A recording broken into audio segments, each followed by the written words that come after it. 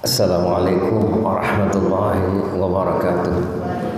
Bismillah wassalatu wassalamu ala sayyidina Rasulillah wa ala alihi wa sahbihi ala man ittaba'al huda ma ba'd. Usikum wa nafsi bittaqwallah faqad fazal muttaqun.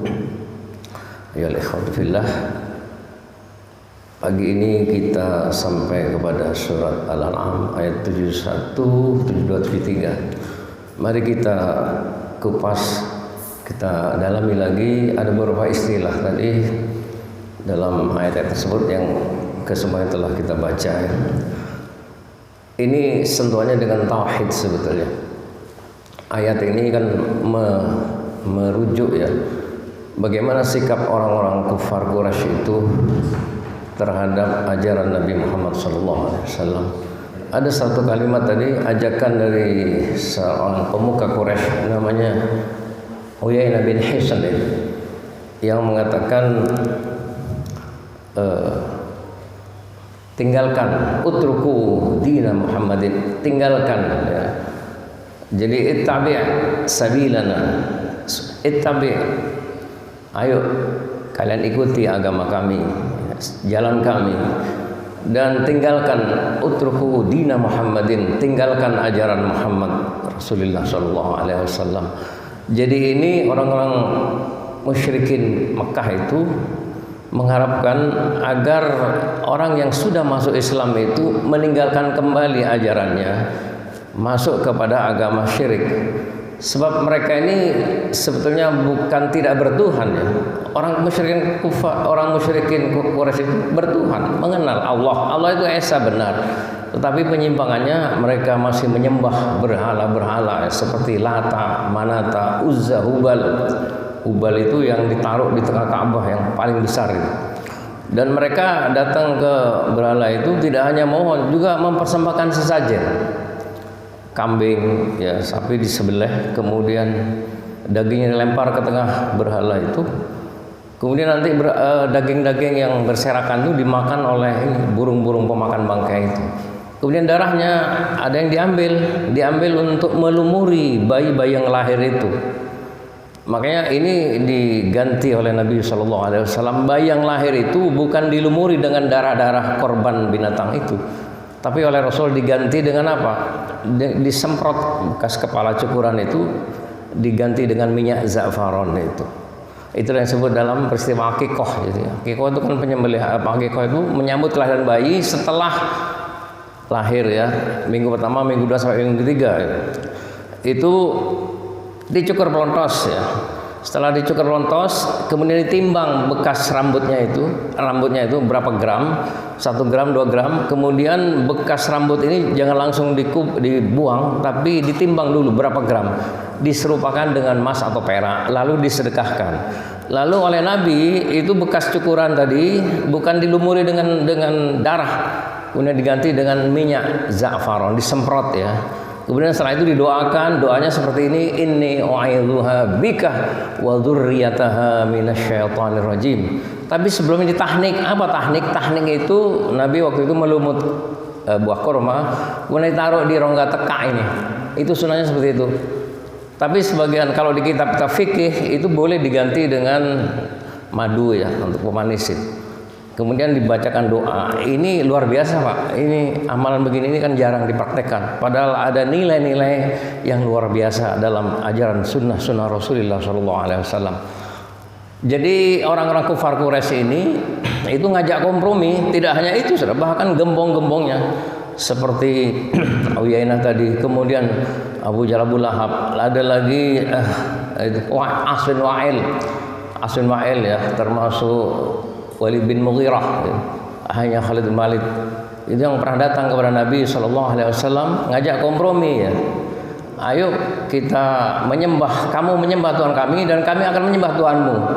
Apa maksudnya? Supaya tidak ada permusuhan antara kami dan kalian. Kemudian juga supaya ada perdamaian antara kami dan kalian. Dan dengan begitu kamu diuntungkan, kami juga diuntungkan. Ini ajakan orang kufar Quraisy kepada Nabi Muhammad SAW. Lalu turun ayat itu, Qul ya ayyuhal kafirun la a'budu ma ta'budun wala antum 'abiduna ma'bud wala ana 'abidun ma'badtum wala antum 'abidun lakum dinukum waliyadin. Ini tegas Pak, dalam hal akidah Islam tegas. Katakan Muhammad, qul ya ayyuhal kafirun, kami tidak akan menyembah apa yang kamu sembah dan kamu tidak akan menyembah apa yang agamamu agamamu, agamaku agamaku. Sekarang muncul istilah murtad tadi. Murtad itu kan keluar dari Islam ya. Jadi dalam konteks tafsir tadi, murtad itu bisa juga dari Islam keluar menjadi pemeluk agama syirik, kembali kepada syirik, itu juga bisa murtad. Bisa juga dari Islam masuk agama Nasrani, murtad. Jadi murtad itu bisa keluar dari agama Islam masuk agama lain, masuk Hindu, terjadi ya, terjadi. Di zaman Nabi juga ada orang-orang yang murtad dari Islam masuk agama Nasrani. Seperti Abu Amir, yaitu mertuanya, besannya Abdullah bin Ubay bin Salul.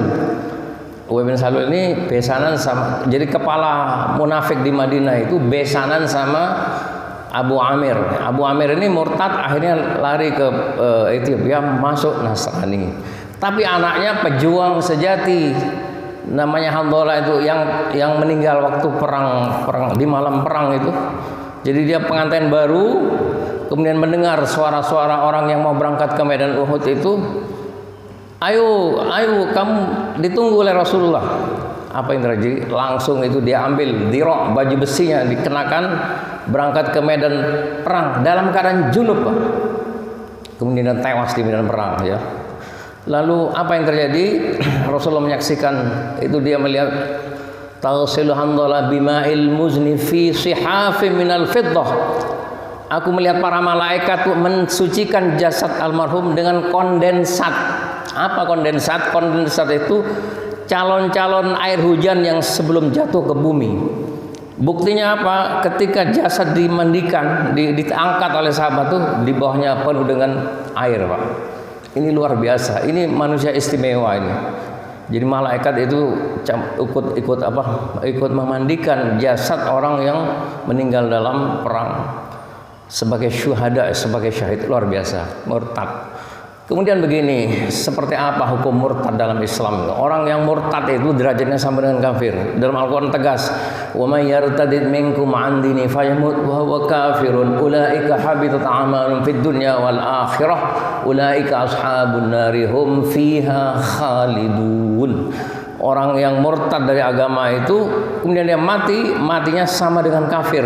Habitat amalum, semua amaliannya terhapus Pak. Jadi pahala sedekahnya, sholatnya, puasa zakatnya, amalan zakatnya, hajinya, pahalanya semuanya sirna, menjadi nol, terhapus Pak. Itu murtad. Dan murtad dibenci Allah, dibenci para malaikat. Kemudian tidak hanya itu, rugi sekali orang yang murtad, karena kalau dia punya keluarga yang muslim itu tidak berhak mewaris, hak warisnya gugur. Contoh yang jelas, waktu kematian Sayyidina Ali bin Abi Thalib itu kan Sayyidina Ali Abu Thalib kan didatangi gembong-gembong kafir Quraisy itu. Seperti paman sendiri Abu Lahab. Apa katanya?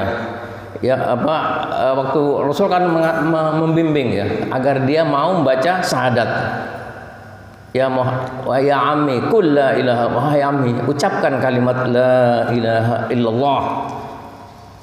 Itu disuruh mengucap, aku akan persaksikan, aku akan pertanggungjawabkan ucapan itu di hadapan Allah Subhanahu wa taala. Lalu nyeletuk Abu Lahab. Apa kata-kata Abu Lahab? Ataraghabu an millati Abdul Muthalib? Apakah kamu tidak senang pada agama Abdul Muthalib? Lalu kata-kata terakhir, bukan kalimat syahadat yang keluar, tapi ana ala dini Abdul Muthalib. Aku tetap bertahan pada agama Abdul Muthalib. Meninggal dalam keadaan kafir, dalam keadaan syirik ya, musyrik ya. Nah, kemudian hartanya bagaimana? Rasulullah itu membagikan harta Abdul Muthalib bukan kepada Sayyidina Ali. Kenapa? Karena Sayyidina Ali Islam. Rasulullah membagikan harta Abu Thalib kepada Thalib ya, kepada Thalib namanya kan. Jadi Thalib itu anak pertama tapi tidak Islam ya.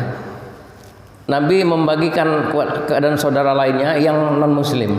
Lalu Rasulullah mengatakan la yarithul muslimul kafirah walal kafirul muslimah. Seorang muslim tidak mewarisi hartanya orang kafir, begitu pula hartanya orang kafir tidak mewarisi hartanya orang muslim. Jadi kalau ada orang murtad dalam sebuah keluarga ya, maka hak warisnya itu gugur ya. Ini dalam perspektif hukum Islamnya seperti itu. Dan sekarang kasus murtad ini luar biasa tersebar di mana-mana. Contoh pengungsi-pengungsi Irak, Syria itu yang lari ke Jerman ditampung oleh gereja ya, dikasih fasilitas kesehatan, makanan semua gratis. Ini ada usaha pemurtadan luar biasa. Tidak hanya itu, Pak. Di Indonesia kalau bicara pemurtadan banyak sekali. Jadi ini akan selalu aktual masalah pemurtadan ini. Sentuhannya dengan agama lain. Semoga Allah mengampuni dosa-dosa kita, dosa-dosa orang tua kita, baik yang masih hidup maupun yang sudah wafat.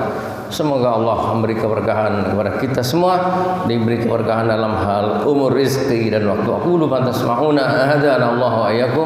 Alaikum Assalamualaikum warahmatullahi wabarakatuh. Ya, kita tutup dengan doa kafaratul majelis. Assalamualaikum warahmatullahi wabarakatuh. Waalaikumsalam warahmatullahi wabarakatuh.